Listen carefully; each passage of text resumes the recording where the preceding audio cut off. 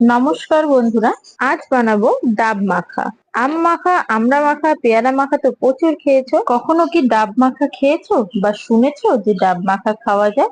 যদি না শুনে থাকো, এভাবে একবার ডাব মাখা করে খেয়ে দেখো, বারবার খেতে মন চাইবে।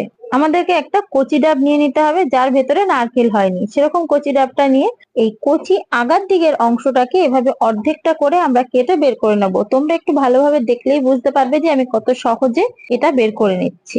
এটাকে এবার শিল নোড়ায় ফেলে আমাদের ভালোভাবে থেতলে নিতে হবে। ভিডিওটি ভালো লেগে থাকলে অবশ্যই একটি লাইক, কমেন্ট ও শেয়ার করে দিও, আর চ্যানেলে নতুন হলে চ্যানেলটি সাবস্ক্রাইব করে দিয়ে পাশে থেকো। ডাবের খোসাটাকে আমরা বেশ ভালোভাবে থেতলে নিয়েছি। এবার এটার মধ্যে দিয়ে দেবো তেঁতুল, লেবু পাতা, লবণ, শুকনো লঙ্কা পোড়ানো, চিনি ও সামান্য জল দিয়ে এই সমস্ত উপকরণগুলোকে চটকে চটকে ভালোভাবে মেখে নিতে হবে। তাহলে আমাদের ডাব মাখা তৈরি হয়ে যাবে। এবার একটা কলা পাতার উপরে একটুখানি এই ডাব মাখা নিয়ে রোদের মধ্যে বসে বসে এই গরমে খেতে যা দারুণ লাগে, সেটা একবার যদি তোমরা না খাও তাহলে তোমরা বুঝবে না। তাই বাড়িতে অবশ্যই একবার এভাবে বানিয়ে খেয়ে দেখো।